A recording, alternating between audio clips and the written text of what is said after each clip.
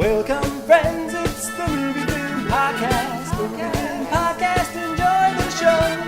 Zachy and Brian are talking about movies. Movie Film Podcast on the radio. Welcome to Movie Film. This is episode 122, brought to you by Mr. Boy Productions. My name is Zachy Hassan, and with me is my best pal, Brian Hall. What's going on, Zachy? Well, it's been a busy week in Hollywood, lots of stuff going on, so lots of discussions that I've been looking forward to having. This is very true. I feel like sometimes when we're gearing up for an episode, we're like, man, not a lot of news really worth diving into, you know, a couple sort of toss-off headlines and whatnot, but yeah, there's a lot.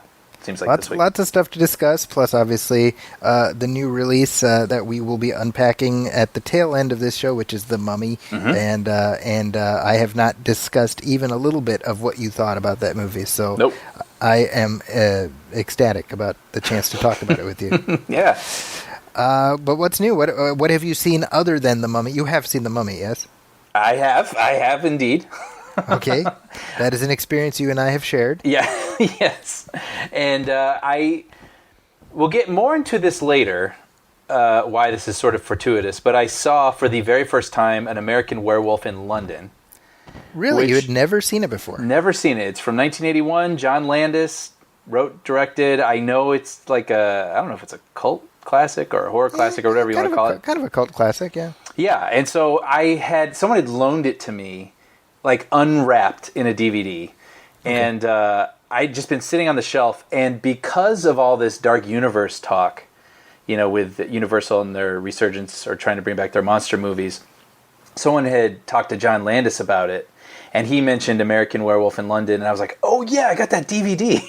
Like, it just so weird, like the coincidences that brought it to my television that night. So anyway, I watched it. And it is a very interesting movie, actually. This is going to sound really silly to people who grew up with this movie and love it. You're like, there's a werewolf in it. Yeah. It's crazy. Well, I didn't realize that it was a comedy. And yes, it's a horror comedy. Yeah, and it's a very interesting movie. It has a very scrappy feel to it, which I was a little surprised by, and I sort of appreciated it for that, like knowing that, you know, this is the guy who made Animal House, which has sort of a well done slapdash feel to it. So with this one, I was a little surprised. It felt kind of odd at times, like its pacing. Like there were scenes where, you know, where a guy would be bored, and they would literally spend like 3.5 minutes showing how bored he was. Where it's one of those things where sometimes you watch an older film and you're like, wow, like movies just had a different tempo, you know, several decades ago. And some of the laughs, you know, are a little broad for now, you know, but you could sort of see them coming from like the late 70s, early 80s, bawdy R-rated sort of thing that was happening. And it's what was cool about it was that there's genuine like horror in it mixed with these laughs, but also a protagonist you really care about. I thought they did a real good job of making you really suffer with this guy. Like, you really feel bad for this guy's predicament of he's been bitten by a werewolf and now he has to contend with what that means for himself. Like, is he going to hurt other people? Is he going to kill himself? Is he like, what can he do to stop this? And it's funny because when it was over, I was like, I really like that, but it just felt messy. And it was funny because the first thing... Literally, I mean, yeah, it's... Well, it's a pretty gory movie. Yeah. Surprisingly. And Landis even, I read somewhere else, was like, when he did the high definition transfer a few years back, had forgotten how gory it was, and he surprised himself. How funny. But what was funny about it was I just wanted to read something about it, so I went online, and the first thing that came up was Roger Ebert's review. And it was funny because he said, this movie feels unfinished. And I actually agree. I kind of agree, because I was like, this feels like someone's first or second movie, and I was surprised to find out that this came out after the Blues Brothers. Right. Because the Blues Brothers feel so polished, and the car chases in that movie are, to this day, nearly unrivaled. Yeah, kind of the peak of that style of that genre. Yeah. So it was just kind of interesting. Like, it is just like a little glimpse into the past at something, and I was surprised at how quote unquote unfinished it sort of felt, but at the same time I was really taken with it. I was taken with the story and I laughed throughout, and there's some really funny elements that in some crazy cosmic coincidence happen to tie in specifically to The Mummy, which I watched the same day, which we'll get into later. But And I have a sense of what you're talking about. yeah, it's so weird. I mean, it really clearly has to be influenced by this film. So I think it's unquestionable. yeah. But also, I just wanted to mention, and I don't have too much to say about it. As soon as you were done, you popped in An American Werewolf in Paris, right? Is that a movie? Oh no, you didn't know that? Yeah, it's a They sequel. made a sequel? Yeah, I mean it has like nothing to do with the first one. Oh, really? Is it Yeah. from Landis? Nope, nobody connected with the first one is connected with the second one. It stars Tom Everett Scott.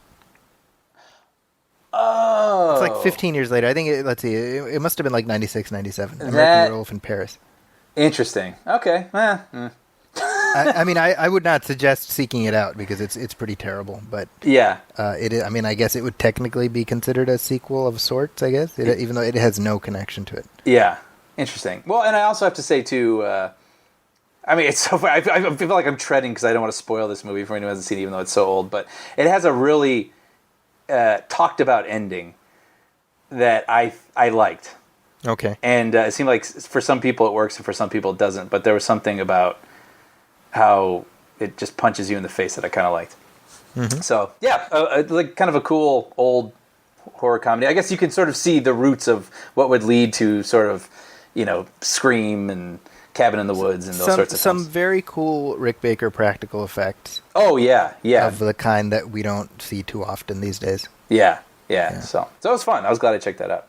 And then I was going to mention that I saw Wonder Woman again with some friends who had not seen it yet. So I went to see it a second So time. has your opinion changed? I'd say it's about the same. I enjoyed it a lot again, and they enjoyed it also. And the ending, I was like, okay, there's been much discussed about how the ending sort of turns into a CGI smash fest and whatnot. And it still does, but knowing that and sort of putting it out of your mind, it's still enjoyable. It certainly doesn't bring the movie down for me, to be honest. And she's still great. It was so funny. Like it was like five of us, and we were all sitting at a table eating dinner afterwards, and we were like all literally swooning over Wonder Woman. Like, yeah, I like when she did the whatever. It's like, yeah, and when she did this, and we all realized it too. How we were like. So that was You're like Homer in that Simpsons with the comic book. Remember, like second or third season. Do you remember that when Bart's trying to buy the $100 comic? Yeah. book? And Homer's like, "Give me Wonder Woman Oh. and that golden lariat." I actually don't remember that. Yeah, that to me is one of those like prototypical Simpsons episode. That's the one. Remember where Daniel Stern did the Wonder Years voice? I do remember that. Yeah. So, Get a job? yeah. Was he serious?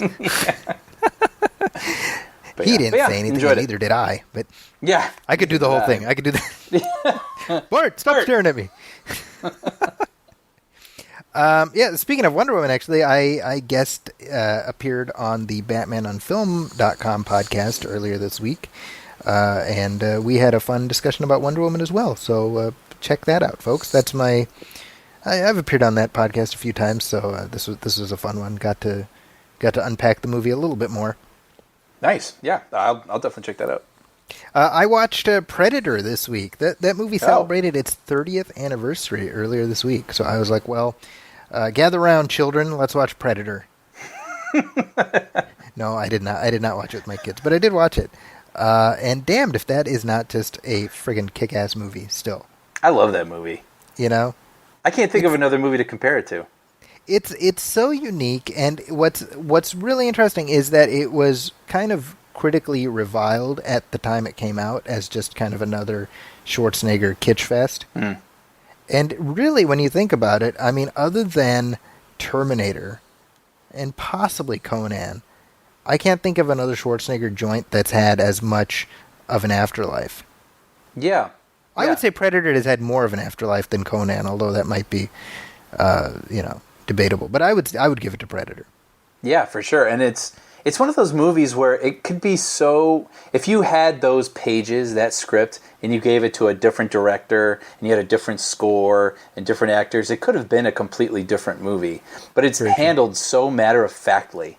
Yeah. For being as, an alien hunting these mercenaries in the woods. Like, it's handled so seriously that it's just, you can't help but be gripped by it. And that score is just amazing. Alan Silvestri. It's so different from, what we had expected from him up to that point, which is kind of a Back to the Future type score. Mm-hmm. You know who the original actor who played the Predator is, right? Oh, I did see this, yes. Jean-Claude Van Damme. Jean-Claude Van Damme. Yeah. But he was too short. Right. And he was in some sort of, ridiculous costume, right? That I did not know. So it was not the Predator costume? No, it was apparently sort of like a lobster. I saw a video of it just the other day. It looked like a lobster, basically. And it's pink. And they were trying to figure out how to do the visual effect of him, I think his cloaking, in the jungle. And I guess Fox saw the dailies and was like, what is this? Yeah, no. Yeah. Go back to formula. Yeah, so then they went back and redesigned the character into what we know now. And it's one of the most iconic creature designs, certainly of the modern monster movie era. Mm-hmm. The actor who plays the Predator, his name is Kevin Peter Hall. He passed away. He was married to Olivia from Sesame Street. Really? Yeah. Oh, that's really It's kind of sad. He received a blood transfusion of HIV-infected blood. That's how he died. Oh, that's really sad. Yeah, it's kind of a sad story. Well, anyway, moving on. While we're talking about sad stories, obviously, top headline here is the recent passing of Adam West. Yeah. I think it's fair to say he is the iconic and definitive Batman, both for you and I and our childhoods. Absolutely. It's kind of fascinating to think back, and I've said this to you before. I'm sure I've said this on the show. I remember when the first Batman movie came out, at the Michael Keaton movie, and the poster said Michael Keaton Batman. I said, Michael Keaton's not Batman. Adam West is Batman. Mm-hmm. And I said that without irony, because I didn't view that show ironically. Right. And this one, I think I mentioned this to you. I saw Adam West literally weeks ago. He was here in San Jose at the Silicon Valley Comic-Con. He was there with Burt Ward. Oh, wow. And it was kind of being promoted as their last joint appearance, because Adam West was 89 years old. So if he doesn't, he certainly didn't need to be making convention appearances. Right. But the lines were extraordinary. He was not somebody who would show up at these conventions and one or two people would just kind of go and, out of pity, go up and talk to him. People loved Adam West. Yeah, his yes, the love for him has maintained throughout the years. I'm sure a lot of that has to do with syndication and how it even reached us. What was that? 1966 is when that started, and we growing up in the 80s and 90s. That was my mom made my brother and I capes, and they were the blue and yellow, just like Batman and Robin. That was the first Batman that captured my imagination for sure. Yeah, and it's it's one of those things where when you read the stories about how he as tends to be the case, he was so iconic in the role that once the show ended, nobody wanted to hire him. Mm-hmm. And that's not an uncommon story. William Shatner went through something similar when Star Trek ended. I think what Adam West experienced, however, is something that I'm glad for, which is that he was around long enough to see the wheel turn back around. Yes. And all the people who loved him growing up were in a position to give him work and to give him the accolades he deserved. And certainly, his career second act is as Mayor West on Family Guy. Mm-hmm. And why? Because Seth MacFarlane grew up watching Batman. Right. And so the fact that it's there's a happy ending to that story. Yeah. Because I have to imagine there was a certain amount of bitterness that he had, especially in the 80s into the 90s. Last year I talked to Ralph Garman on my Nostalgia Theater show, and we talked about the Batman 60s show. And, he mentioned how in the 70s and 80s, he would play Batman on, he would do the voiceover on the Super Friends show, and, there were some TV specials, and that wasn't stuff he wanted to do, but he kind of had to do because there was nothing else to do. Right. And, so there, there was this bitterness, right? And the fact that he came back around to the point where he could say, they're doing the Dark Knight, but I was the Bright Knight, and with pride. To me, that's something, Yeah. Yeah. It's nice that Batman was never trampled out by the later incarnations of Batman. Like, he rests comfortably beside them. But I would say it took a little while for that to happen. Oh, yes. I remember that. Yeah, because then when he turned dark, it seemed silly. Yeah, and there was this sense of like, oh, that's the lame Batman. Right. And I think, honestly, for me, because the show kind of disappeared for about, from the early to mid-90s till, the late 2000s. Mm-hmm. It just kind of disappeared from syndication. That's almost the best thing that could have happened, because absence makes the heart grow fonder. Right. And the fact that, it finally hit home video after a long, long protracted legal battle. Yeah, that was one of those things we thought was never going to happen. It was just like, oh yeah, holy grail. It'll never come. Yeah. And the truth is that, it's something that I watch the show all the time with my kids. Mm-hmm. And I love the fact that they're just 100% engaged in it as it presents itself. They're not viewing it as anything else. Yeah. Another cool thing is that we still have one more Adam West performance as Batman that we can look forward to, which is an animated film that's going to be coming out sometime either later this year or early next year, called Batman vs. Two-Face. Mm.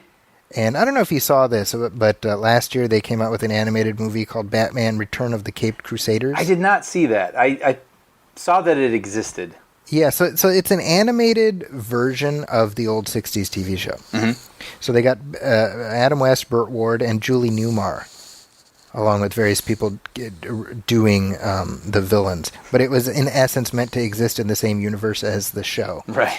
And Steven Weber, actually, of all people, is Alfred. Interesting. Kind of random, but so this is a sequel to that, and it introduces Two-Face into the TV series canon, and this is interesting. It stars William Shatner as Two-Face. Really? Yeah, and so he's drawn to look like 1960s William Shatner. Oh, that's funny. I'll have to check that out. I mean, Adam West and William Shatner in a Batman episode. I'm there. Yeah. Right, and I mean, again, 50 plus years after the show started, we get like Adam West's final Batman performance. I mean, there's something to that. I don't know. Yeah. I was just gonna call out his pilot, Look Well.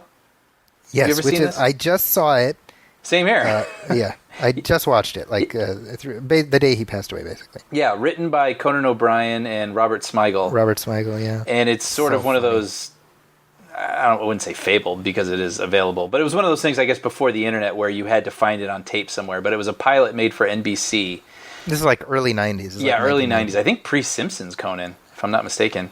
Yeah. And it never went to air. It just remained a pilot, but they would screen it around at, I guess, cons and things like that, and got its own little cult following. And so I finally checked it out, and it's, about Adam West playing an Adam Westy sort of character, right? Like someone who had a character that show has since moved on, and now he teaches an acting class. But the character was a detective, so he feels like he can be a detective in real life, and he uses his acting students to help solve his mysteries. And I laughed out loud several times. It's very funny because it's definitely the first time that we see Adam West sort of playing his persona, and really, I mean, he had a pretty wicked sense of humor in general. If you ever read his autobiography, which is called Back to the Batcave, it's very, very funny. Mm-hmm.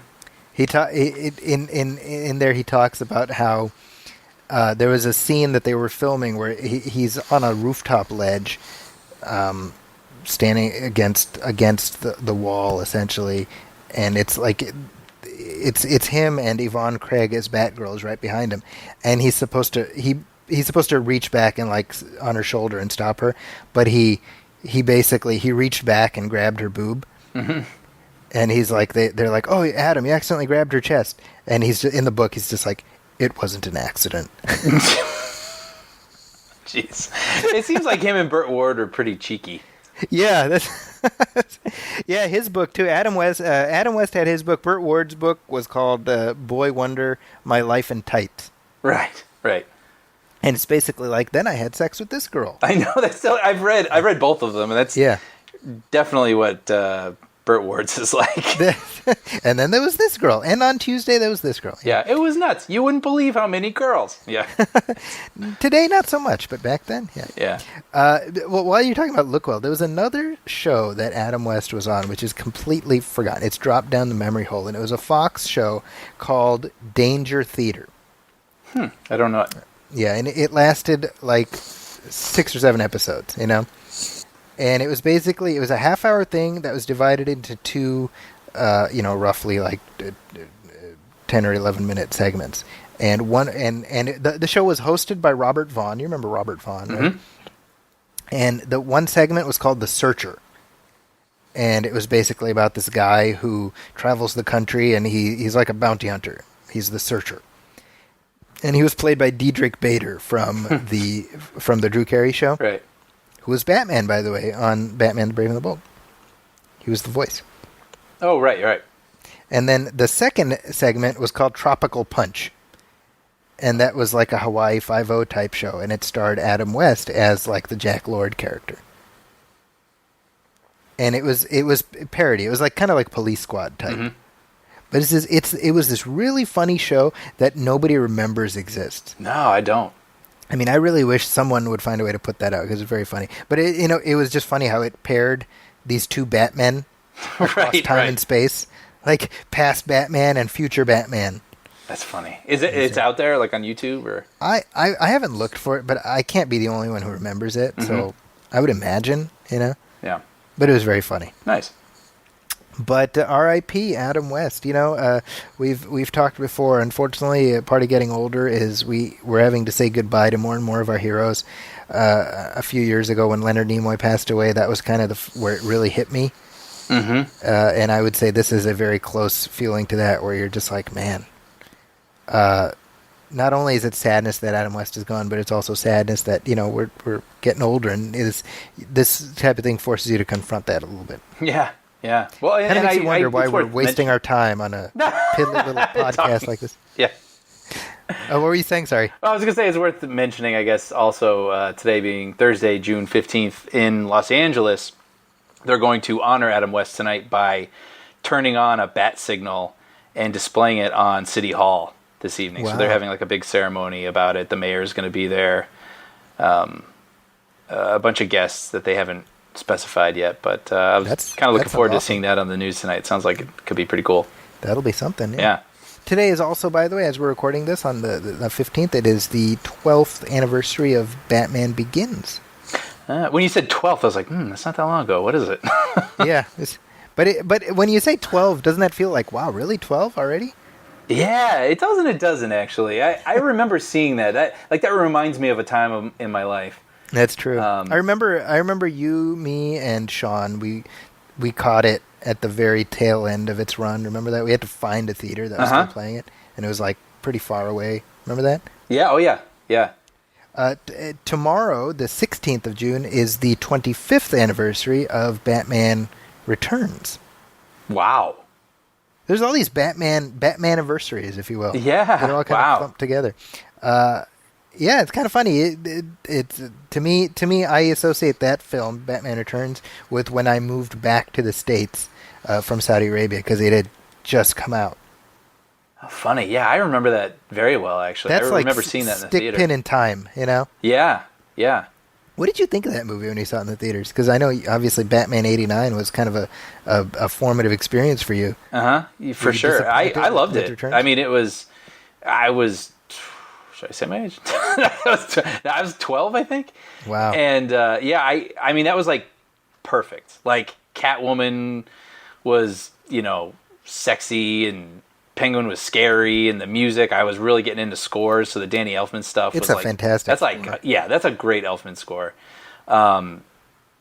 it's dark. You know, I was getting a little older, so the dark stuff was kind of fun. Like I like that movie. It's funny. Much has been written about it since. Yeah. Especially because it's sort of known now. I guess a lot of people like to point out that that's kind of the reason that Burton was no longer associated with Batman was because Yeah. they had a hard time selling Happy Meals off that movie. I think once you have the penguin hacking up like green ooze or whatever at the end of that movie. Yes. Oh, it's like black ink. Yeah. Like coming out of his mouth and nose, and he like shoots his henchmen in like cold blood. And then the final shot of Christopher Walken's character where he's just a charred corpse. Yes, yeah, I remember that was kind of creepy. And it's very violent for sure. You know, my thoughts on Batman Returns are I think it's a flawed film. However, it has one of my favorite depictions of Batman and Bruce Wayne. Interesting. I think that Michael Keaton is just so like he's so effortless in his second time that when I watch Returns, I mourn all the Michael Keaton Batman performances we never got. Yeah, sure. You know, there's at the end of the film, when he tears his mask off and he's talking to Catwoman. It's just I don't think we've ever gotten a vulnerable Bruce Wayne like that. Yeah. I think Keaton has just he found a really unique take on Bruce Wayne that I love. Yeah, I completely agree. I mean, definitely hit me at that sweet spot, like that age, like it was sort of cemented in. And then also Michelle Pfeiffer is amazing in that movie. She's an amazing Selena Kyle, and she's an amazing Catwoman. She's gorgeous in that movie. Yeah, yeah. Like you buy into her vulnerability at the beginning, and then when she does her complete turn, like you completely buy it again. Like you believe she could kick your ass. Like she's great in that movie. Yeah, and like I said, I just remember the merch because we had just moved back to the States, and I went to school 8th grade, and I had my Batman Returns Trapper Keeper and pencil case, and I mean the works. And the merchandising art from that film, like it's imprinted in my mind. Oh, I can picture it right now. Exactly. Yep. But speaking of Danny Elfman, like you said, Danny Elfman, one of his best scores, I think, is Batman Returns. I think it's tremendous. But he's returning to the DC universe, Brian. Yeah, this is kind of a surprise, I thought.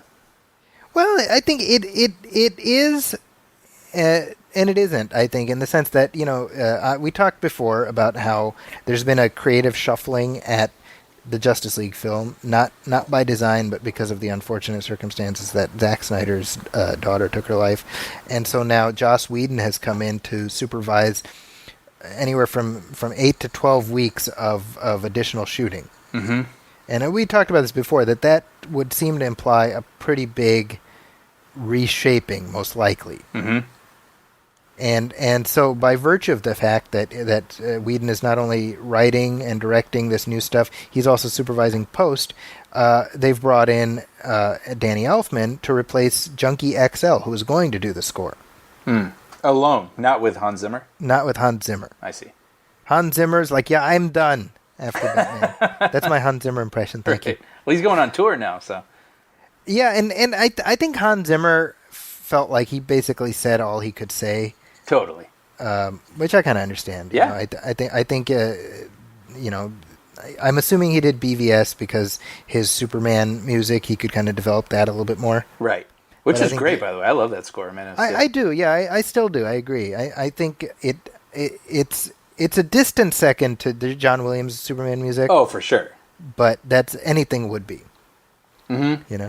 But I have to imagine that he was probably looking at having to come up with thematic material for 7 other characters, and he was like, "Man, screw this. Yeah, right. I don't need this." Yeah.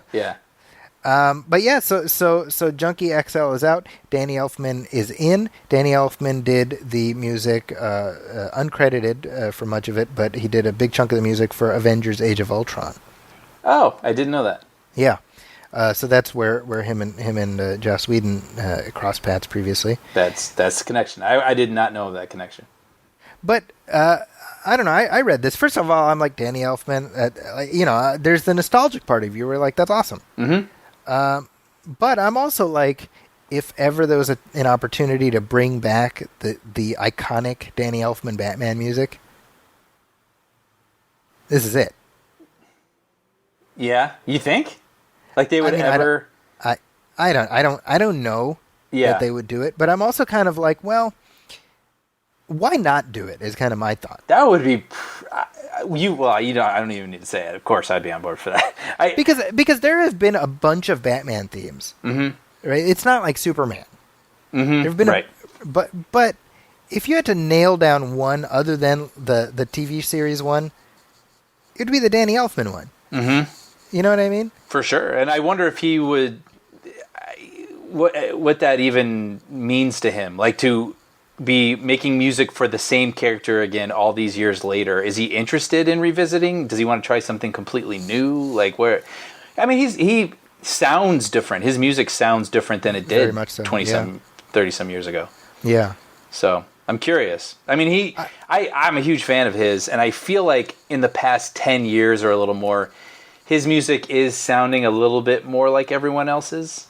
Whereas he used to be like, oh, you hear like 3 notes, you're like, that's Danny Elfman. Little like Alan Silvestri too.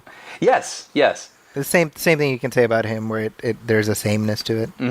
So I kind of wonder what overall it's going to resemble. You know, it would be funny if Danny Elfman brings back an older Batman theme, but it's the one from Batman Forever and Batman and Robin. Just to mess with people. Yeah. Didn't see that coming, did you? Yeah.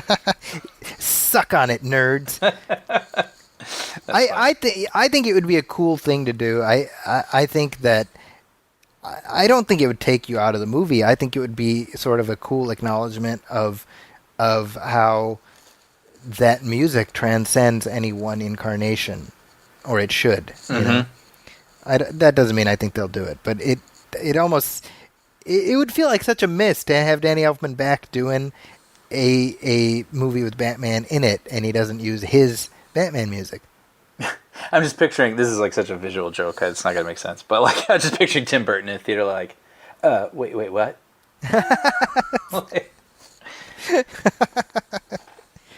But moving on, speaking of other superhero films coming up, I wanted to bring this up not because I'm particularly interested in the film, but more the fact that they've lined up the people to be in it. And I'm talking about X-Men Dark Phoenix, which is the 12th X-Men movie. Wow. I get tired just saying that. Wait, how many Marvel movies are there? How many Marvel movies are there? Yes, starting with, say, like, Hulk and Iron Man and all that. So you mean MCU movies? Yes, sorry. Jeez. Well, never mind. Yeah, that's outside weird. But I mean, is that about 12? It's got to be, right? I mean, Yeah. it's got to be like 10 or 11, I would imagine. Yeah. With That's just amazing that there's been 12 specifically X-Men movies. yeah, I mean that would include Deadpool and the Wolverine movies. Sure. But I mean that seems reasonable. Yeah. So real quick, MCU we have 1, 2, 3, 4, 5, 6, 7, 8, 9, 10, 11, 12, 13, 14. Wow. And 15 with MCU. With Spider-Man MCU. Okay. The Homecoming. And then 16, 17, 18, 19, 20, 21. So basically like 6 more on tap for the next 3 years. Whew. Yeah, that's a lot of movies. Yeah. But regardless, yeah. So the Dark Phoenix, we talked about this. They're essentially getting a second bite at the apple with the story that they previously did in X-Men: The Last Stand. But and I think we talked about this before. We're both like, all right, well, whatever. Like we'll watch it because we have to do the show. You know what I mean? But I don't think either of us is like, yay, another X-Men movie. I think the last one kind of took the wind out of our sails a little bit. Yeah. It's not like I hate these movies. I don't find myself enthused for them like I used to be. Well, certainly not. I mean, I was enthused after Days of Future Past, which I really liked. And then X-Men Apocalypse was unfortunate. Right. But regardless, this new one, the conventional wisdom was that Michael Fassbender and Jennifer Lawrence, now that they're no longer under contract, were going to head for the hills as fast as they could. But they're going to be back. Hey, why not? Right? I mean, it's sort of like job security. I guess, but it's fascinating because it really felt noticeable in this previous one that Michael Fassbender did not feel like being there. Mm. Maybe that's me. Maybe. It's funny because he was the thing I liked most about the last movie. I agree with you in the sense that I liked what they gave him to do. Yeah. But it seemed like he was like, God, get me out of here. Oh, you know? interesting, yeah. But it always felt like his arc was sort of at odds with the rest of the film. Like they were trying to find stuff for him to do. Mm-hmm. Because they're probably like, well, we've got Michael Fassbender under contract. You know what I mean? Yeah, and he, obviously, if you're going to give him anything, it's got to be meaty. Meaty, right? So my wife is dead and my daughter, it's like, Yeah. Jennifer Lawrence, I don't know why she's in these movies, to be honest. Well, and that's the thing, too, is they have to conjure up some meaty stuff for her. Yeah, and it's funny because I wonder if Rebecca Romijn looks at the stuff they give Mystique to do now, and she's like, son of a bitch. Seriously, I mean, she's like the general now or something, right? Yeah, basically, she's like co-lead. Yeah. Whereas Rebecca Romijn, and she gets to wear clothes now. By the way, that's right. They've converted the character. Yeah, and spend significant chunks of the movie out of makeup. Yeah, whereas Rebecca Romijn was naked and blue and just kind of stood there. Right. But it's. I was more struck by the fact that they actually got them back, because that's kind of like they're not under contract anymore. So either they have a script that gives them something to do, or they backed a dump truck full of money up to them. Yeah, maybe a little bit of both. Maybe both, but I'm kind of like, is anybody watching these movies because of Jennifer Lawrence? Or, for that matter, Michael Fassbender. Like, is anybody like, oh, J-Law's not in it, I'm not going to go see it? Yeah. I can't imagine, right? I mean, I can't imagine, but I imagine, I don't know who this matters to, but there's like some sort of gravitas to it, right? When you have these nominated actors attached to your superhero film. Well, and I mean, Simon Kinberg is directing.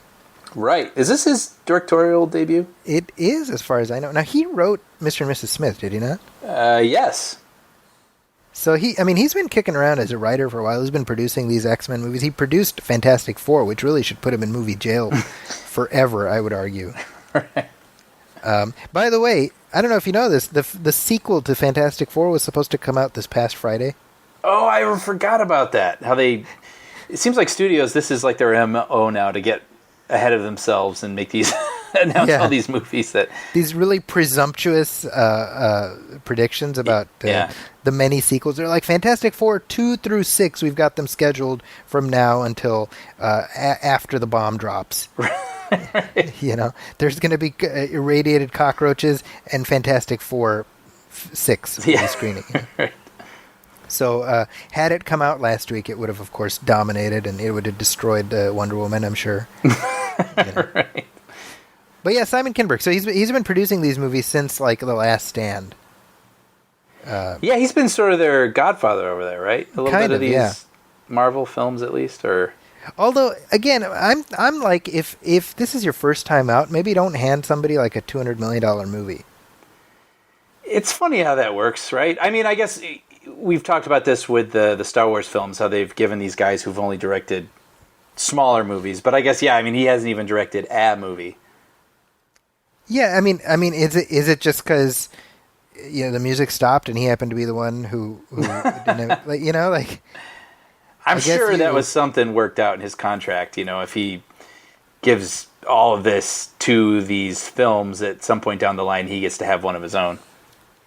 I guess, but I mean, it's a pretty important franchise to just hand over to somebody who has not directed before. Yeah. But that one, I believe, comes out next year. There's 3 X-Men movies on tap. There's Deadpool 2, there's The New Mutants, and there is X-Men Dark Phoenix. And I think the only one people are legitimately excited about is Deadpool 2. Yeah. Like, we're at that point where, like, it's like franchise inertia, just like, it's like a perpetual motion machine, whether you like it or not. Yeah. But that wraps up headlines, and we do have some trailers to talk about, but why don't we take a little break, and then we'll talk about them on the flip side. Sounds good.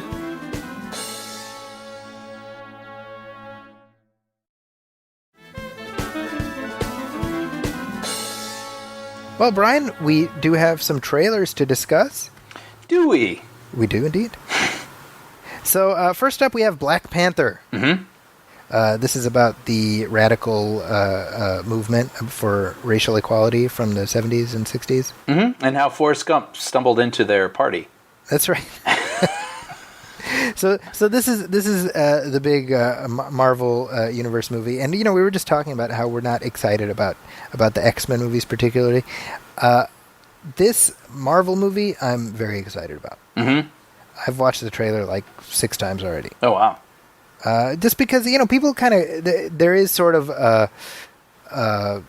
cliche about these films that they all kind of look alike. I would disagree with that, but I don't think you can look at the trailer for Black Panther and say, "Oh, it looks like just another MCU movie." I think it's doing some interesting stuff. Mm-hmm. But let's play some of the audio from that. The world is changing. Soon, there will only be the conquered and the conquerors. Step into the spotlight. You are a good man Step into the spotlight. with a good heart. And it's hard for a good man to be a king.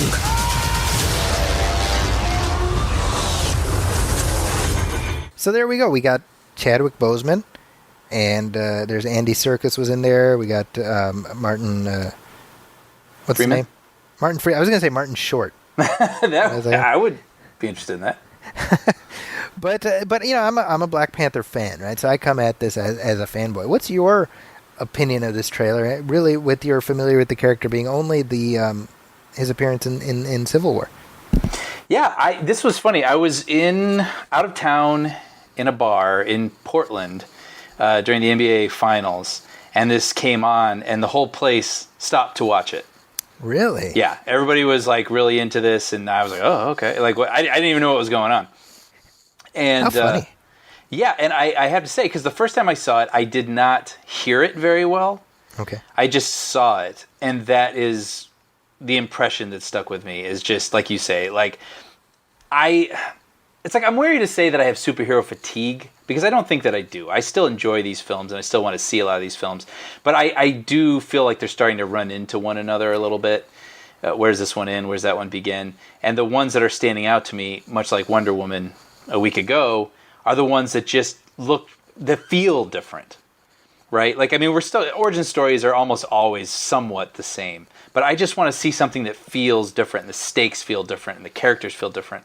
And that was my immediate impression of this. Like, it looks like a Marvel film in certain ways, but it just looks like a completely different world. It looks like different characters. I don't know this character, so I don't even know what he can and can't do. So I'm excited for something that seems refreshing. And I'm excited for all of that we just said, but I'm also excited to see the next film from Ryan Coogler. I was just about to bring that up. Yep. Because honestly, Creed is like straight up one of my favorite films of this century so far. Mm-hmm.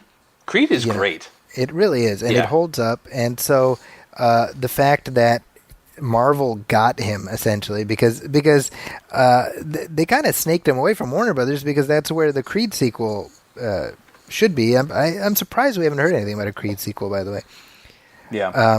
But that energy, that enthusiasm that he brought to that, I want to see what he can do in this kind of a blockbuster framework. Mm-hmm. Mm-hmm. And That's been my favorite thing, and the first time I really remember it standing out was the Captain America Winter Soldier, where it was like, this is a Captain America movie, but it feels like an espionage movie. Exactly. You know what I mean? And Yeah. so that's what I'm enjoying. Like, these characters in different, seemingly somewhat different genre, events happening around them, but still with superheroes in it. So it's going to be a shame when the original actors start retiring. it's kind of hard to imagine. I mean, Yeah. when you say we have 21 movies, including the ones coming up on tap, that's within 10 years, Yeah. right? So that is, these people are those characters for a lot of us. Yeah. So I that'll mean, be a hard transition, I think. It's going to be very interesting, because I'm curious what Marvel ends up doing. Like, do they recast or do they retire the characters? And I wonder that about, we've talked about this already, but about Wolverine. Yeah. I cannot fathom someone else as that character. And I'm sure Fox would want nothing more than for you to be able to fathom somebody else as that character. Right. You know? But That's the thing. even if he is in a bad film, Hugh Jackman playing Wolverine, Yeah. we still have all that attachment Exactly. in what we've been through before with this guy.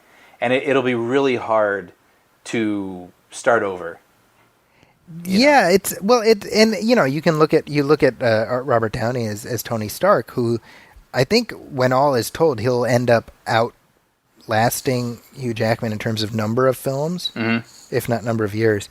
But I mean, that's like, does Robert Downey now own that character forever? I know. You know, it's funny because a lot of people are like, "Oh God, why is he in Spider-Man?" And I get that. But I'm looking at it like, well, we're kind of like winding down the number of movies he's going to do. Mm-hmm. So I'm kind of okay with, let's get as many of them as we can while we can. Because he's not, I mean, he's got, maybe 2 or 3 more, and then he's going to age out of it. Right. I kind of enjoy the continuity of it, to be honest. I don't mind it. Yeah, I know some people are online are complaining because based on the trailers, it's like, oh, Spider-Man is like Iron Man's sidekick or whatever. And it's like, well, guys, you haven't seen the movie. Like, let's criticize it after we see it. Yeah. Stupid people. Anyways, another trailer. So Black Panther, by the way, comes out Valentine's Day next year. Oh. So I know what I'm doing Valentine's Day. Watching this. Probably not with my wife, actually, because we don't get to go to see movies together. So, yeah. Child life. Hashtag. Another trailer. I wanted to get your thoughts on this. This is Flatliners, and it is a remake of a Joel Schumacher film. Right. Have you seen the original Flatliners? I haven't. It's a very interesting, very moody, stylish movie, and what I remember it most for is how it starred Julia Roberts and Kiefer Sutherland and Billy Baldwin's in it, I think. Mm-hmm. Kevin Bacon. Wow. And it's about these students who decide to experiment on themselves by like shocking themselves into near death to see if and then bring them back to see what they say about the afterlife. Mm-hmm. So it's my memories of it are from 27 years ago, basically, when it came out. But they are now remaking it because that's what Sony does, right? Oh, this is Sony. Yeah. And the reason I wanted to talk about it was more just I find it amusing how often we talk about Sony digging up like old IPs. Yeah. And sort of the desperation that's involved there. Yeah, this is I have not seen the original. I knew the concept, and I certainly remember the movie poster. Kind of a haunting image I remember seeing as a kid, like as a 10-year-old in a video store. Yeah. So here's the interesting thing about this. This is being sort of marketed as a remake, but it's actually a sequel.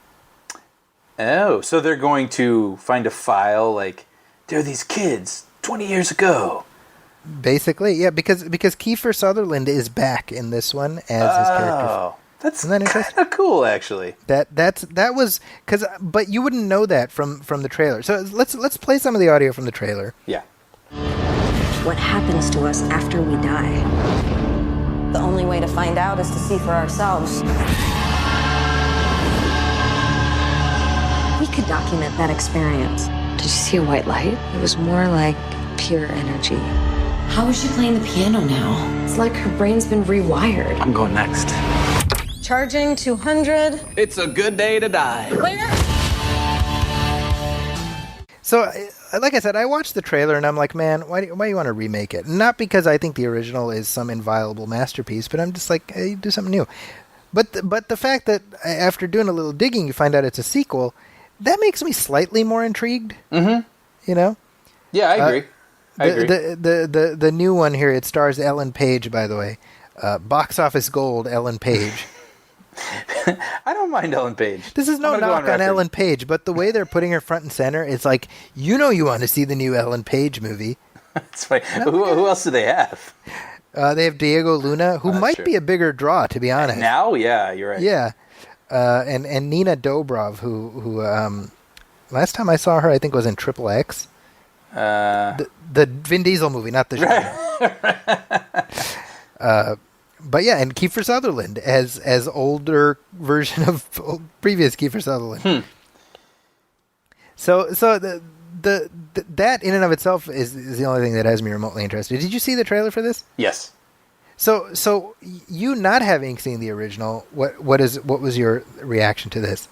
I mean, it didn't do a whole lot for me. I think the premise is interesting, just on its own. Yeah. But it's the way that it's sold sort of feels like a typical modern PG-13 horror film or something. Doesn't it feel like, oh, this is a movie that's not aimed at me?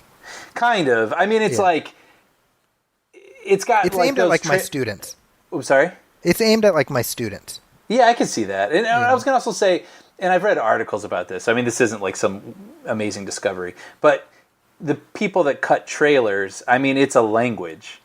Sure. And they use the same noises in all the trailers, and those certain noises are supposed to get certain feelings out of their audience and whatever. And that's kind of what I got out of this one. It's like mysterious thing, and then loud, scary thing, and then and it was just I just sort of saw like the matrix of this trailer. Like I saw the numbers, and I was like, like it just didn't do a whole lot for me. Yeah, I'm kind of in the same boat. Yeah, I mean, I didn't think it looked bad. It just didn't look like it did not appeal to me. It's one of those things where again I just look at it and I'm like, I'm getting old. That's that. I think you said it best. This is for a certain crowd, and it's not us. It's not Grandpa Hassan and Hall. No. Not us. But you know what is for us, Brian? Exotic Marigold Hotel 3? I was going to say Star Wars, but I guess that works. Yes. You went in a different direction. There is some Star Wars news, Brian. Is there now?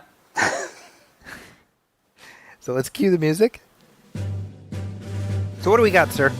Well, this was kind of interesting here. We've talked in recent weeks how Mark Hamill, Speaking of old man, grumpy old man. I was going to say, who we know and love, but the more we hear from him, the more nutty uncle we're realizing he may be. We talk about wacky Uncle Han. We've also got wacky Uncle Luke now. Yeah, he just seems to like to talk. And, I mean, seems like a perfectly nice guy. I don't even know if I've even talked about this on the show. I met him once. Super friendly. Yeah. Oh, no way. Did I talk about this? No, you didn't. Very, very briefly. I was there's a voice actor, and it was his birthday. And I was able to go to his birthday party, which was on a rented yacht, basically. It was the craziest thing I've ever seen. I mean, it was so, so nice.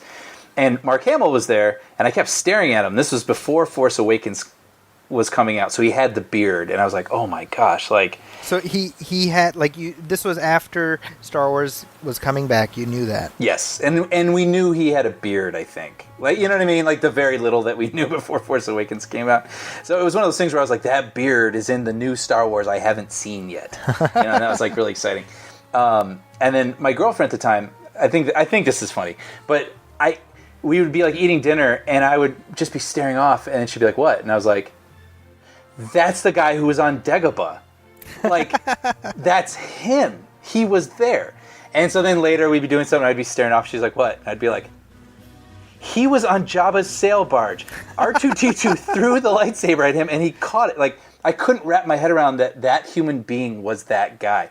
And it was funny because then later we were on the top of the boat, and her boss was next to me, and we were quiet, and he looks at me, and he's like, that guy was on Hoth.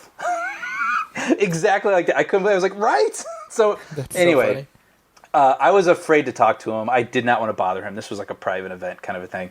And he's there amongst friends. And anyway, so then my girlfriend was like, screw that. So she went, she talked to the guy whose birthday it was, and he was very, very tipsy. And he grabs Mark away from Tom Kenny, who is the voice of SpongeBob. And mid-conversation, pulls Mark Hamill away and shoves him in front of me. And he goes, Brian wants to meet you. He's a big fan. And I was like, oh, man, this is really embarrassing. And I go, I'm really sorry. He goes, no, hey. And he had this, I don't know how to describe it. He knew this was a moment for me. Okay. And he was very nice about it. Like, oh, hi, like, I'm Mark, and I'm like, I'm Brian. He's like, nice to meet you, Brian. And I said something, and he was able to spin it into some sort of thing about his son. You know, like, it just seemed like he was just ready to say whatever he had to say to have a conversation with someone, if that makes sense. Yeah, absolutely. And it was funny because as soon as that happened, everybody started moving in. Oh, wow. Like, that was what broke It's your fault. You ruined the party for him. I didn't ask for it. But so he was quickly taken away from me.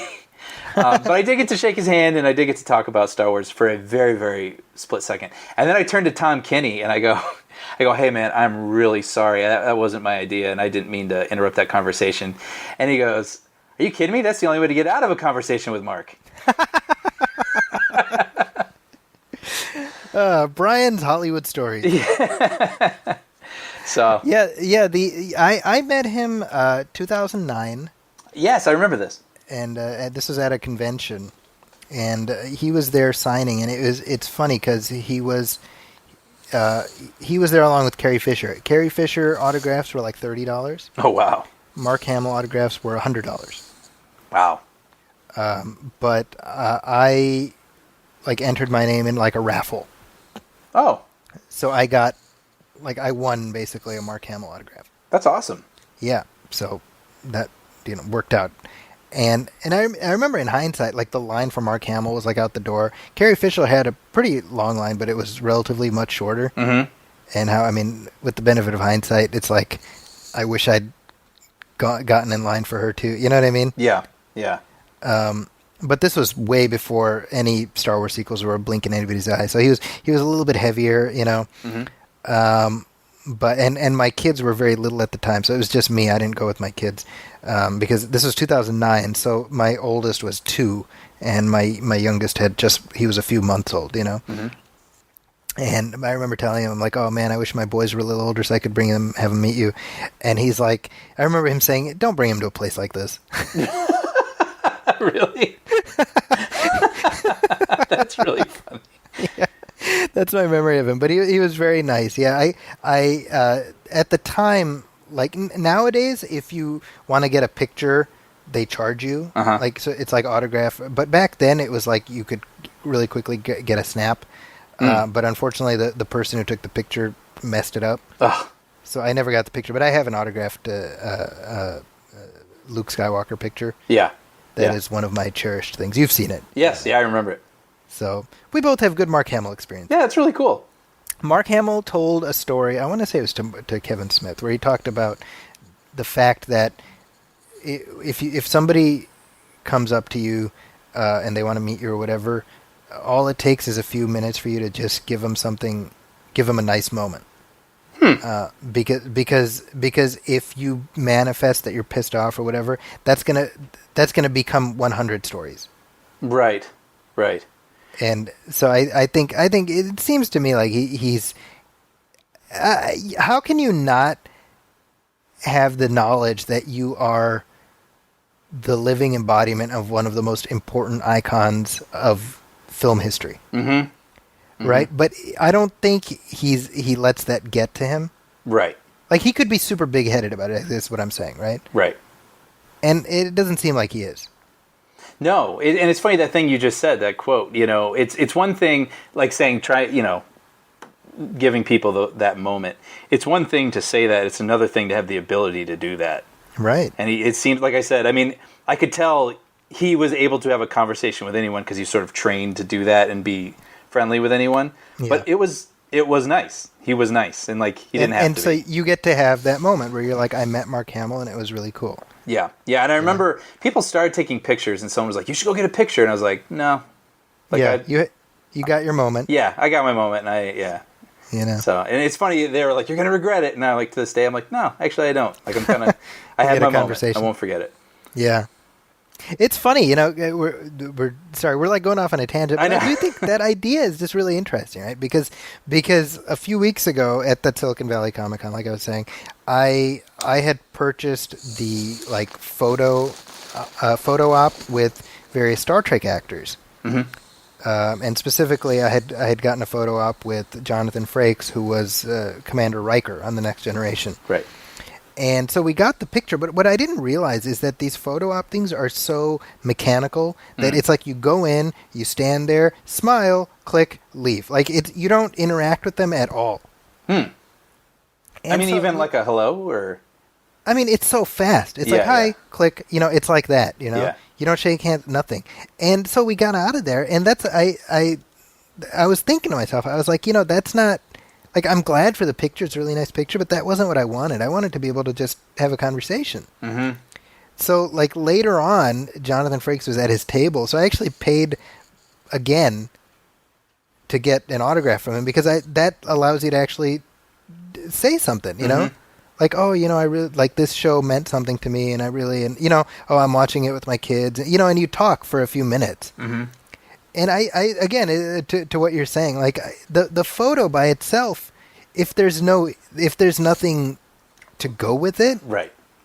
it's just a photo, which is nice. It's a nice photo, Yeah. but it's so mechanical, Yeah, that's interesting. I've seen those pictures. I know what you're talking about. You know like that exactly, sort of- because they're super professional. Mm-hmm. They're doing a good job. I mean, it's not just chaos, but you lose the experience part of it. Mm-hmm.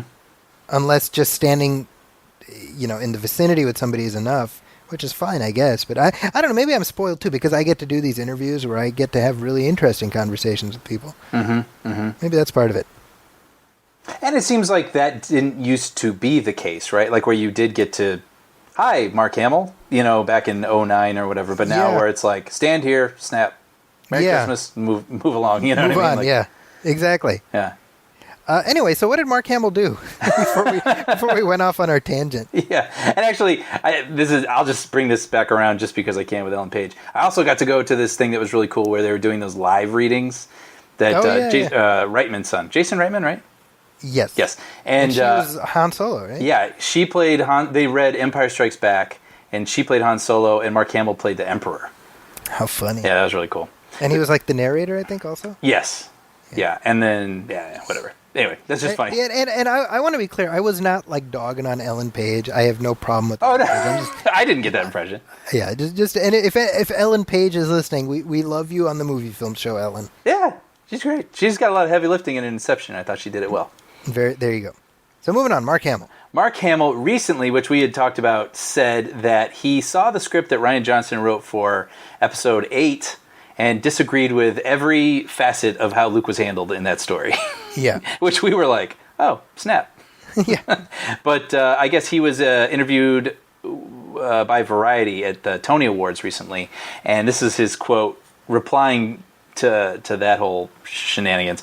He just said, I got into trouble because I was quoted as saying to Ryan that I fundamentally disagree with everything you decided about Luke, and it was inartfully phrased. And he said, I was surprised. What he meant to say was he was surprised at how he, being Rian Johnson, saw Luke. And it took me a while to get around to his way of thinking, but once I was there, it was a thrilling experience. I hope it will be for the audience too. Which I think I'm like, yep, he somewhat, not apologized, but made clear what he sort of meant. But at the same time, it seems like he still doesn't agree. Wait, That's what I got out of that. I when I first read his comments, I took them as what he later clarified. You know what I mean? I didn't take it as, he's shitting all over the movie. Because I think that if Mark Hamill really had strong views, he would not... He has the clout to be able to say, I'm not doing that. Yes. Right? So I'm like, he wouldn't have done the movie if he was... Or if it was something he was fundamentally unhappy with. I don't think Kathy Kennedy or anybody else would have... they would have listened to him. Mm-hmm. Or I think he's savvy enough that he would have never said this before the movie came out. Right. If it was something he genuinely disliked. I think what he was trying to say was, man, I didn't understand it. And then once he explained it to me, I got it. Like, I got that. So it was funny to me that people were sort of like pinning... I think what it is between this comment and then his previous thing about some of what he didn't like about The Force Awakens. Mm-hmm. I think there's sort of a narrative that's being strung together that Mark Hamill is being forced at blaster point to do these films. Mm-hmm. It's like an extended hostage video that he's in. Yeah, I did think it was interesting. I mean, I do think that he probably thought it turned out to be something interesting. and good. But it is. I thought this was. It took me a while to get around to his way of thinking.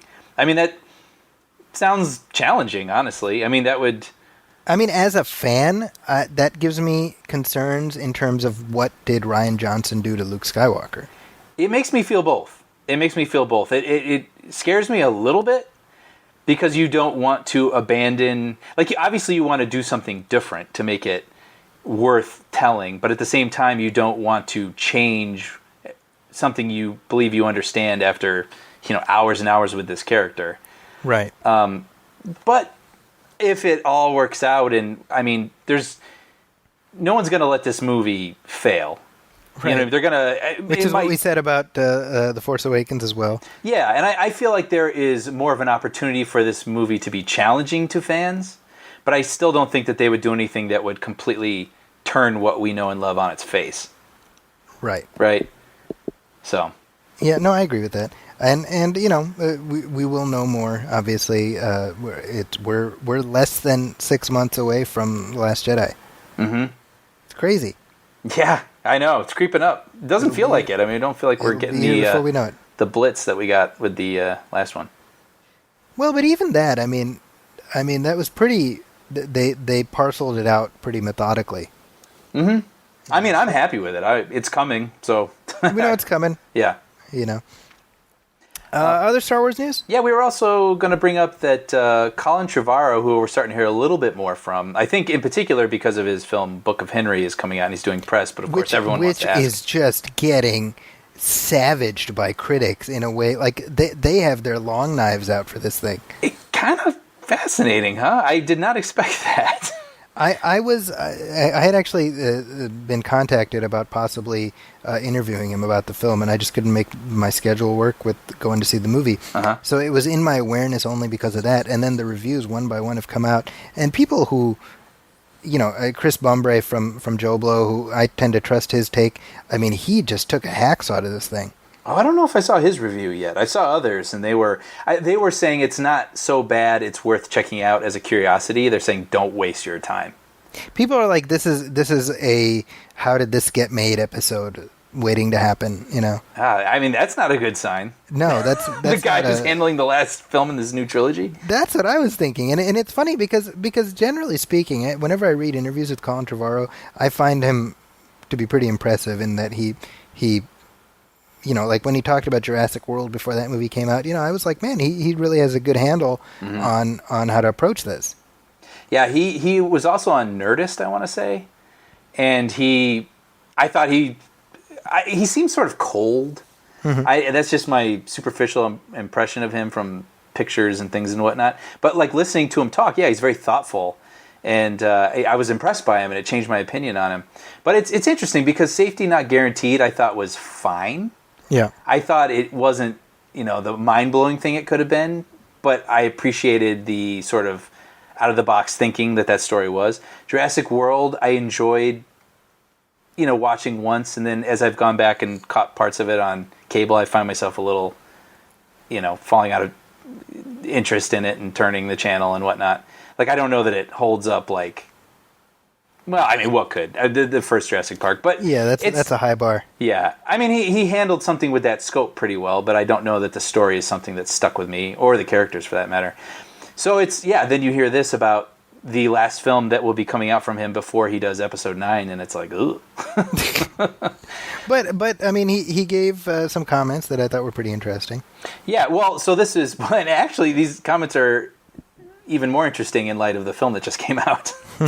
But people were asking him if he thinks about, these Star Wars films are setting off the imagination of a whole new generation, and what does that mean? Like, does he think about the younger generation as he approaches this new Star Wars film? And his quote was, he says, it's how it was growing up for him. Luke Skywalker, Han Solo, Princess Leia were all characters we were able to identify with in various ways, and especially with the character of Rey, what she means to girls right now, that's a challenge that she's up against as a character. He says, it's extremely crucial that I understand what actual children are feeling about these stories that we're telling them, and I think it's important that I have kids. And if filmmakers don't have kids, they should go talk to them because they don't see things the same way that we do when we were kids. So yes, I'm very dialed into that because I think it's a requisite of the job. Which, when I read that, I was like, oh, that sounds very smart. However, he's coming out with a movie that stars a child who I've heard is a very weird, off-putting character. This movie sounds like Simon Birch on steroids. Right. Yeah, it sounds like he has a fundamental... This movie has a fundamental misunderstanding of children and their roles in the lives of adults. And so I was like, wow, that's a funny contradiction. Yeah, I mean, the movie's called Book of Henry, and reviewers are just lining up like in Airplane, you know? The scene where the woman is getting hysterical. Right. And you just pan down. People have like, you know, a crowbar and a pistol and, you know, you name it. What a great analogy. Yeah, I mean, that's what it feels like, you know?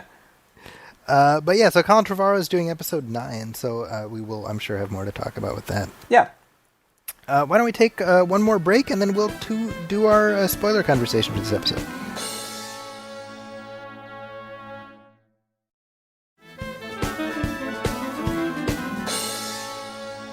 Well, Brian, the Dark Universe is upon us. Yes! The long anticipated by who? I don't know.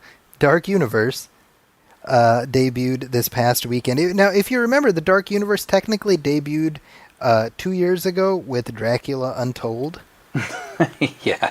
I mean, they didn't call it Dark Universe then, did they? They didn't, but that was meant to be the debut of the shared monster universe, and then it tanked horribly. Critics and audiences hated it, so they're like, okay, new plan. Ignore that. You know, we're gonna move the whole town like 5 miles over. Totally. Right. Yeah, I remember reading that script actually because I was working with a filmmaker who was approached for that, and he was like, "Read this and tell me what you think." And I remember it was fine, and so I did not see the movie the way that it turned out. It was actually a decent character movie. What I read, I don't know how it ended up.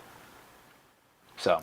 It didn't end up well. Yeah, all that to say, I guess. Yeah, it's not a very good movie. So okay, go back to formula because we need a shared cinematic universe. Mm-hmm. And Universal owns all these monsters. Yeah, and bear in mind, I am a huge fan of the Universal monster movies. Then I guess this is a good time for me to say, I'm embarrassed to say it, I have not seen one. See, so that's good. So we're going to come at this from two very different perspectives. Yeah. I mean, I grew up watching those movies. I love the original Frankenstein. I love Bride of Frankenstein. I think it's fantastic. Abbott and Costello Meet Frankenstein is just a damn good movie. You know, it's hilarious, but it's also, like, the genius of that film is that it's like a quintessential crowd pleaser where it's hilarious and it's scary and it never makes fun of the monsters. You know, and that's a trick. Mm-hmm. And so, you know, I grew up with these things, so I'm a big fan. So the notion of bringing that universe back in kind of modern trappings, well, that's intriguing to me. I'm not averse to it right off the bat, but my goodness, if The Mummy, the debut offering from this universe, is anything to go by, then I think that we're in for a long couple of years as these movies, I'm assuming they will still get made. I mean, at this point, they must. Whether or not they go all the way with them, who knows? But the next one is going to happen, I'm sure. So the movie is said to have cost anywhere from $125 to $190 to $290 million. Whew. So that's a wide range. The official budget I'm seeing is 125, but what I've also been told is production cost was 190 plus another 100 for P&A. So that's a pretty wide range as far as the budget, right? But regardless, even for $125 million, it opened domestically with $31 million over the weekend. Yeesh. So that's a pretty decisive yawn from American audiences. Right? So this is directed by Alex Kurtzman, stars Tom Cruise, and it stars Sofia Boutella as the Mummy. And like I said, this is the opening salvo in what's meant to be this big new shared monster franchise. So I mentioned in our last episode that I was not a fan of this at all. It's just very problematic. It's very sloppy. It felt very amateurish. It felt like two different movies. I thought it started out pretty interesting. I'm not even going to say pretty interesting. It started out like, oh, okay, let's see where this goes. And then it didn't really go anywhere. I thought there were two scenes that stuck out to me as, engaging scenes. One is the plane crash sequence that's sort of been done to death. Yep. I thought that was very gripping. And then there's a scene near the end where Tom Cruise is underwater and these mummy corpses reanimate and they're swimming after him. Yeah. Which I thought was like genuinely terrifying. That was a great shot. Yeah. Yeah. But other than that, nothing about this movie, I think, is worth certainly a franchise in and of itself, much less being the opening salvo in this new world of gods and monsters that we're being threatened with. Threatened with. So what are your thoughts? Yeah, this is a hard movie to explain how I feel about it. I went in seeing it days after it opened and everybody was hating on it and it didn't do very well. So my expectations were very low. So I would say I didn't hate it, but I also didn't think it was anything special. Sure. It had, what was interesting about it was it had glimmers of a sharp adventure film that poked through every now and then, right? Like that the underwater thing. There was a moment, too, where they are in a subway corridor. Yeah. And there's a mummy coming after them, and there's a subway thing obstructing them, and then they turn, and there's this big grate blocking any exit they have. And I was like, that's a thing. That's good. You know what I mean? That's like, a thing. And also the opening. I actually like the opening. I think I was kind of with this movie, even aware that it was not awesome. Like Tom Cruise is playing kind of a weird character, which we'll get into later. Yeah. Which you just go with it, but it does not feel natural, or it's not a character I immediately want to see again necessarily. But yeah. I did enjoy probably like the first 45 minutes of this, like genuinely, like this is like fun, you know. But then there's like a period in the middle where it just sort of hits the brakes, and then I just sort of it didn't get me back, I guess. And I'm saying this strictly as fun on the screen. There was some fun to be had on the screen, but as a story, it's no. Like there's the end, the whole climax, which we'll get into in spoilers, makes no sense. None. Well, let's get into it.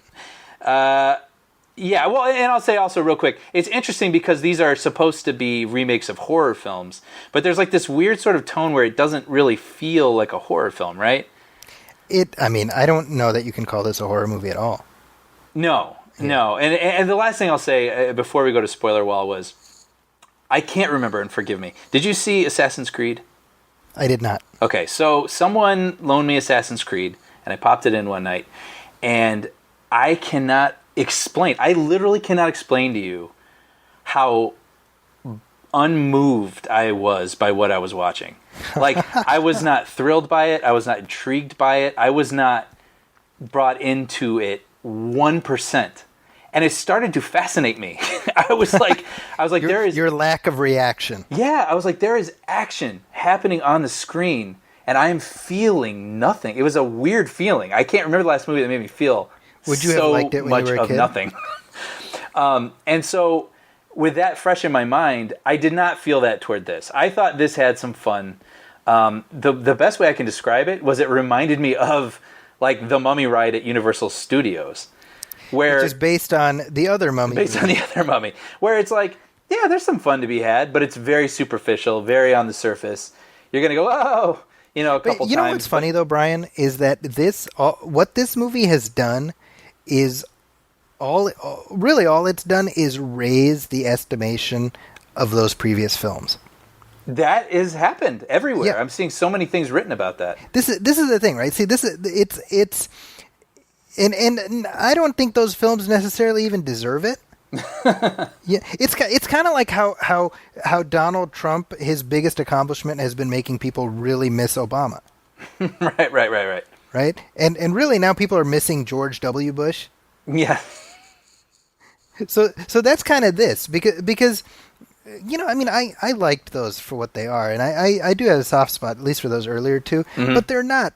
I mean, they're decent Indiana Jones ripoff movies, Yes. right? Yes. I agree with that. But it's just funny how there's a whole generation of people that are like, oh, the original Mummy. I'm like, no. There's an original Mummy. This is a remake of, you know? But that's kind of the thing, right? It's like, okay, you've got this IP, the Mummy. You can do a Brendan Fraser adventure film, or you can do this gothic romantic horror movie like the Karloff movie. Mm-hmm. And this one can't figure out what it wants to do. Right. So I'm thinking, why not scale the budget way down? Don't have Tom Cruise in it, Yes. and do something much smaller scale in the vein of the Karloff movie. Yes. Which, when I picture the future installments there, as you say, threatening, that like the Invisible Man, that's what I want. Like, Yeah. I don't care So about the start special there. effects. I want to understand, you know, the trials and thrilling misadventures of a man who is invisible.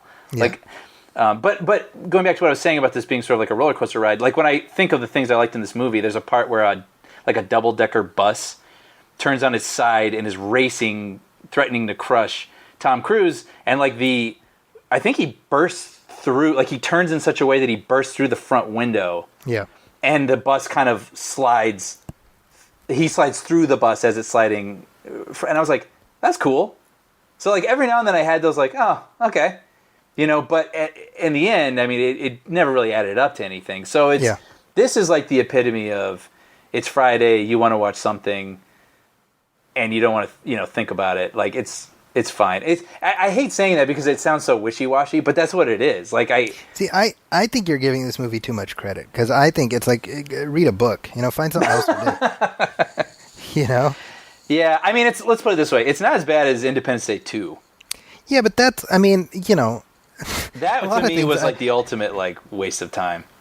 Hemorrhoids aren't as bad as Independence Day 2, I mean, there's a long list, Yeah. I think there was some fun to be had, but ultimately I don't think it was the right version of this movie. I think it should tell you something that your friend and mine, Paul Shirey, friend of the show, who is like Tom Cruise fanboy number one, broke bad on this movie like you wouldn't believe. Really? I want to read that. I haven't read it. Oh, yeah. I mean, to me, that was like a defining moment. I mean, that's kind of like, that's like, in the 60s where Walter Cronkite started criticizing the war. And Lyndon Johnson was like, if we've lost Cronkite, we've lost America. We've lost Paul. Yeah. If we lost Shirey, that's what Tom Cruise should be saying right now, Dude, that's too funny. You want to talk some spoilers? Let's do it. All right. Spoilers. So, I said this to you last time, Brian. Tom Cruise is just too old to be doing this kind of a movie. That has come up a lot. I've seen a lot of people say that. I saw you say that originally. He is playing a character who's 20 years too old. Or he is 22 years too old for the character he's playing. That's exactly right. And I was you fascinated by that comment. I've seen so many people make that comment, and I was like, what the hell does that mean? And so when I saw the movie, now I do get it. Yeah, it's really weird. He's playing sort of this, like, cocky... Yeah, it's like Maverick. Yes. I didn't think it was as awkward as everyone was making out. Again, because I went in hearing all this stuff first. But it is totally true. Like, he's playing... even more than that, he's playing a character he doesn't normally play. And I saw this in some other review, so I'm sort of borrowing this from someone else. But he is very good at playing steely-eyed, focused guy. Sure. Right? And in this one, he's playing like kind of rascal. And it's a little weird watching Tom Cruise play a rascal. Well, it's like, but there's room for that character in him, right? Because like Edge of Tomorrow, he's kind of a weaselly guy. Yeah, that's true. Who has an arc, right? But here, I think fundamentally the problem is that, it's like when we talked about Dumb and Dumber 2. Mm-hmm. And we're just like, they're too old to be doing that stuff. Right. And it's almost like with Ethan Hunt, he's not he's kind of the leader, right? So he has a more mature role in those Mission Impossible movies. Mm-hmm. So it's not the same. I think with this, it's just he's playing Tom Cruise from 1995. Yeah, even that. I mean, he's going for like comedy, and that's not what he really does. Yeah. It felt a little like I'm Tom Cruise, and I'm going to do this now. Well, and I think I said this As in a my fan, review. I say this as a fan of his. I'm a fan of his too. I mean, you and I were both like, well, if Tom Cruise is in it, there's got to be something there. Mm-hmm. I think my faith was not rewarded in this particular instance. But I think a lot of that also is just that when you have a film like this, and you put Tom Cruise in it, I wrote this in my review. It draws attention to the artificiality of the experience to some extent. Sure. Because you know that there's no real danger because, look, there's Tom Cruise. Sure. Does that make sense? Yeah, totally. Yeah. And I think a film like this really relies heavily on tone and mood, and the monster is the star, not the person fighting the monster. Mm-hmm. So I think it's just a big miscalculation, and then that's without even getting into the fact that he's like 25 years older than the love interest. Right. The love interest is younger than us. So that's like creepy. That's funny. On that note, I saw someone else mention this, and I didn't know if it was true, but it was on my brain then. Did they like digitally de-age him a little bit throughout this movie? Did you get that feel? No, I didn't. Someone had mentioned that in one of their reviews. I don't know. I if mean, they I were wouldn't saying, I wouldn't be surprised, but I didn't get a sense of that. because I had that in my head. I sort of got that soft feel from his face. I was like, oh, that's interesting. Like, I just assumed that that's like the whale placenta he puts on his face or whatever. You know that. well, part of me was like, dude, like you're a handsome guy. You're like 50 something. Like we believe you can do all these things. Like, wear that character on your face. Why not?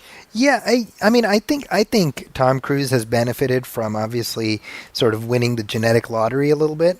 Oh, for sure. He still looks great. He looks fantastic, Yeah. but I think there's room for him to play a different kind of character. I think it's hilarious when Russell Crowe is like, "You're a younger man than I," and Russell Crowe is younger than Tom Cruise. Yeah, yeah.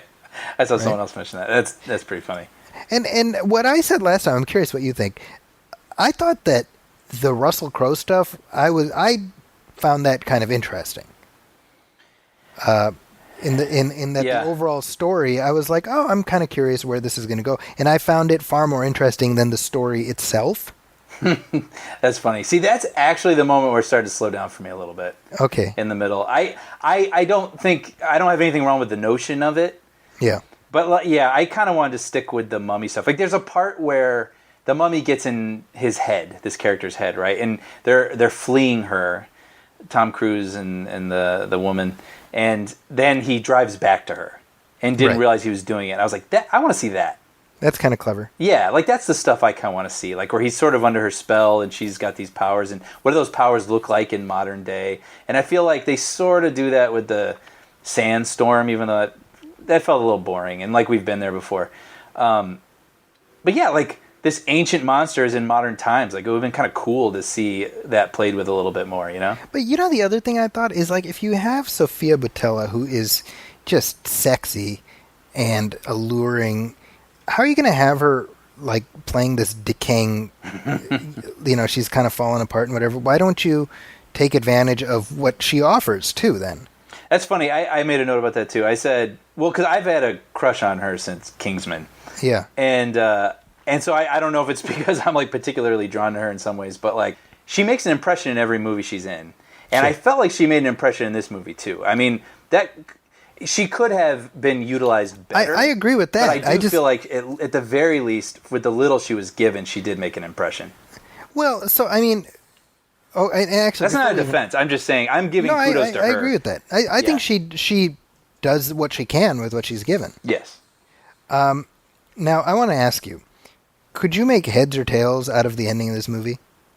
I want to talk about that because the whole point of this movie from the very beginning is to not have this dagger with a stone attached to it go into the male.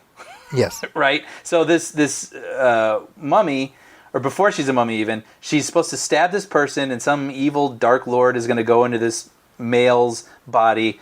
We don't want that to happen. That's the movie. Yes. And then at the end, Tom Cruise, as he is threatened with having the knife go into his body, decides to do it himself. Yes. So he does that to... if I'm connecting the dots here, it's because what's her name? Jenny, Annabelle Wallace, she is dead. Yes. And if he is possessed by Set, he will have power over life and death, so he can bring her back. So he stabs himself, and then he kills the mummy, and then he brings her back, but now he's a monster of some kind. Yes, but not in the way that we were told the entire movie Right. way that would play out. Yeah. And he didn't know what it that either. reminds me So of? he's basically damning the world, right? Potentially, Yeah. to do this, to save this person, which it just wasn't clear. I mean, I think if it had been made a little more clear, it could have worked and seemed like a sacrifice. But I was like, "What are you doing?" Like, But he's just kind of monsterish. We don't really know because we don't even see him. yes, he's You know what it reminded me of, Brian? I'll tell you. Do you remember that Conan O'Brien sketch where this is from Late Night, where like Andy's like making fun of him, and he's like, "Stop making fun of me," and then he starts turning into the Hulk, yes, and then we see the full transformation. He's just like Conan, yeah, but green. He's Yeah, like, yeah. Why'd you do that? You see, he's like, "Yeah, sorry." right. That's like Tom Cruise at the end of this. Yeah, well, and they keep him in the shadows, and he's like, "I am kind of me, but not entirely me." I am Dark Man. Yeah, it did remind me of Darkman, actually. Yeah. But here's the okay. Then at the end, it's like, no, we need our like uplifting ending. So suddenly he's back in the desert, and there's Jake Johnson, who's his dead friend, Right, which was my connection to an American Werewolf in London. In that because movie, he keeps seeing him. yeah, his pal, the main character's pal, dies, and he keeps reappearing as a decaying corpse. Right. You know, helping his friend along on his journey, giving him tips and exposition. And that's and totally whatnot. they blatantly lifted that. Yeah, so I was really surprised when his friend got killed so early in the movie. Right. And then it's so he can come back as this sort of decaying corpse to give him exposition throughout the whole Exactly. film. But then I thought it was funny when they bring this character back at the end. So Tom Cruise is like this loner, but then the guy's back alive. He's like, "Hey, Tom Cruise, thanks for bringing me back to life." Yeah. Yes. And then I was like, "What?" If I was him, I'd be like, "So do I have to ride around in the desert with you now that my life has been given back to me? Like, Right. Can I go home?" But it almost felt like ADR. right. They just looped in there because it made no sense. No. And it's just very funny, right? Because right before that final shot, we have Annabelle Wallace and Russell Crowe, and she's like, "What's going to happen to him?" And Russell Crowe's like, "He must live in the darkness, and he must go in the shadows that no one else can." And we cut to like the brightest of bright, and he's like, "Come on, let's do this! Yay!" You know? Yeah. But he's not a mummy. So if they make the Mummy 2, the mummy is dead. Yes. And Tom Cruise is a thing we don't understand. He's the dummy. Yeah. Ugh. This is also I just don't like a quick little nitpick, but when I like what's his name, Jake Johnson. Yes. I like him. He's got a good sort of shtick, you know, or not shtick, but you know, like the thing he does is good. He's got an interesting voice. He's a funny Sure. character actor or whatever you want to call it. But I was getting really, really annoyed with him in the first scene because he's basically like whiny sidekick guy. Yeah. Which I'm noticing like more and more in movies now, which is kind of driving me nuts. Like it used to be everyone had a comedic pal and they had witty things to say. Sure. But now, I mean, it's just their job to be like, "We're not going in there. No. Like they just like... It's like Rob Schneider in Judge Dredd. Yes. Or I was going to say it's like Shia LaBeouf in Transformers. Sure. Is like everybody's funny sidekick now. Where it's like they just repeat something over and over and over Yeah. again, and that's supposed to be the funny thing. But I was like, dude, why don't you stay out here? I'll go inside next explore with you. I need to think. Yeah. But anyway, that's no slam against him. I mean, that's what they wanted him to do. But So this is a big hit internationally. yes, Tom Cruise's biggest international open. Biggest international opening ever. So it shows that he's still a big draw internationally. Domestically, this thing is DOA. So and, a lot of people are giving blame to Alex Kurtzman. A lot of people are giving the blame to Tom Cruise. I blame all of us, frankly. I think we brought this on ourselves. I think we all shoulder some of the blame for this. We didn't really get... Shame on us. Shame on you us. sent me an article where some insiders on this movie were saying that Tom Cruise became sort of a tyrant. There's a lot of morale. Yeah, that he took over the writing, took over the directing, took over the post-production, took over whatever, which is, I don't know entirely what to make of that. I have to say, in Kurtzman's defense, I don't even actually know if this is Kurtzman's defense. Maybe this is Tom Cruise's defense if he directed it. But I really do feel this. The first 15, 20 minutes I thought were pretty good. They were okay. Yeah. I was with them. I would say even further, I was with it further, but I mean in particular.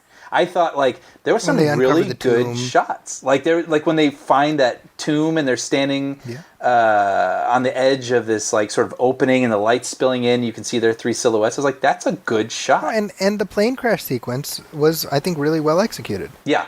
I think some of the action in this was pretty good. Whether or not, again, this is Tom Cruise, he's worked with Spielberg, whatever, and him sort of throwing in his 2 cents, but... Yeah, I mean, I think that it goes back to what we were saying about Simon Kinberg earlier. I question giving a massive production like this to a first-timer like Alex Kurtzman. Mm-hmm. I think that if Tom Cruise did, in fact, take over, I think it's unavoidable when you have a star such as him and a director such as him. I mean, there's going to be a power imbalance. Mm-hmm. And I think had the film been a success, nobody would be sort of tossing tomatoes at Tom Cruise. Right. I mean, there's stories of how, in fact, Kurt Russell tells us about how he basically ghost-directed Tombstone.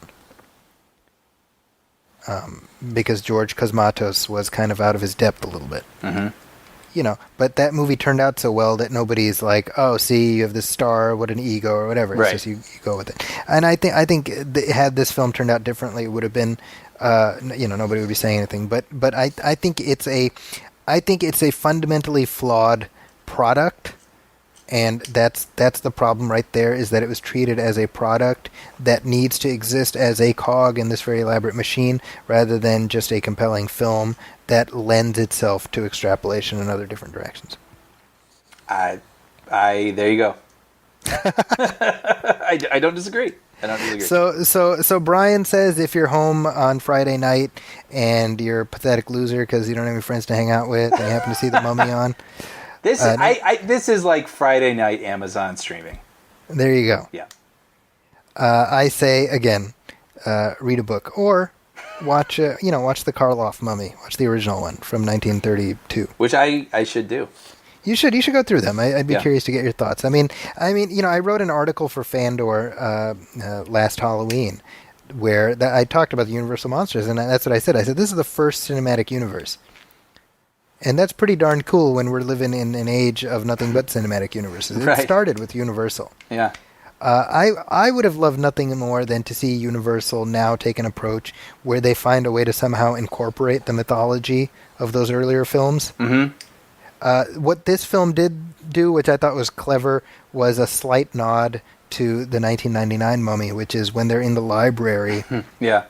I don't know if you saw this, but what's her name? The girl, she Jenny? clobbers one of the bad guys, Jenny, with the Book of the Dead from the Brendan Fraser Mummy. Mm-hmm. Yeah, that was clever. And that was just a neat little Easter egg in there. Mm-hmm. But like I said earlier, I thought... I don't know. I liked Russell Crowe in this. I know he's taken some grief. I thought the way he played Mr. Hyde was very interesting.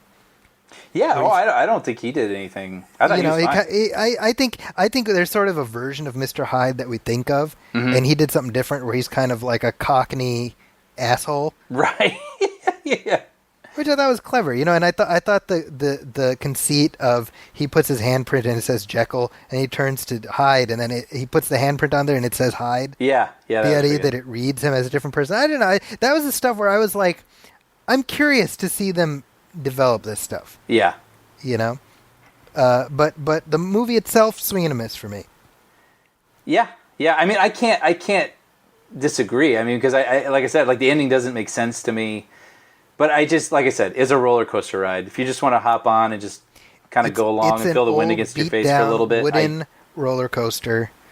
Wait, what? Breaking down. It's an old beat down wooden roller coaster. It's squeaky and creaky, and you don't necessarily want to sit in it. But yes, it is a roller coaster ride. There you go. There you go. So that wraps up our discussion of The Mummy. Brian, I think we covered it, right? Yeah, I think so. Coming up next week, we'll be talking about, speaking of roller coaster rides, we'll be talking about Transformers: The Last Night. Oh boy. Now, to this day, our discussion of Transformers: Age of Extinction remains one of my all-time favorite episodes, just because of the unbridled venom that Brian spewed. Makes me laugh hysterically every time.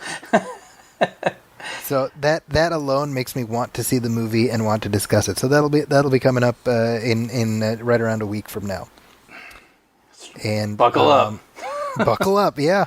And before we wrap up, Brian, is there anything that you want to let the audience know about? Yeah, I am currently a writer on a show called Puppy Dog Pals, which airs on Disney and Disney Junior. And I think if you have kids or if you love dogs, you will enjoy it. So check it out. There we go. And as for me, you can find me at my website, Zackie'sCorner.com. That's ZAKIS Corner. That's also my Twitter and Instagram handles. And you can also find me at the Huffington Post, where my movie reviews go up regularly, as does this show. Also, I have a new piece up at Fandor.com, Fandor, where I look back at RoboCop, the original RoboCop, which celebrates its 30th anniversary next month. So I went in and I revisited the film, and I talked about the social and technological impact of that film. I read that while I was at the airport this weekend, actually. It's good. Oh. One of the little cool things, I shared that on social media, and the writer of the film, Ed Neumeyer, posted, "Thanks so much for this. This was fantastic." Wow, that's amazing. So how great is that? Yeah, that's like one of those neat little things, you know? For sure. Wow. But we also have a special episode of the show coming up in a couple of days, which I won't say anything about, but I think you'll enjoy listening to it. More anniversaries. Lots of anniversaries, yeah. Also, I want to let people know, go to iTunes, go to Stitcher Radio. If you like what we're doing, leave a review, leave a star rating. Every little bit helps. Every word of praise that you have is something that will get more people listening. And I also want to thank all the new people who are checking out the show. Thanks to Blog Talk Radio. I hope you're digging it. I hope you'll stick around. If you do have any comments you want to send us, email us at moviefilmpodcast@gmail.com. You can also hit like on our Facebook page, facebook.com/moviefilmpodcast, and leave a comment there. We will read those in listener letters. So if you have anything you want to say, let us know. With that, on behalf of my colleague Brian Hall, my name is Zachy Hassan. This has been Movie Film 122. Thanks for listening. Welcome, friends, it's the Movie Film Podcast. Movie Film Podcast, enjoy the show.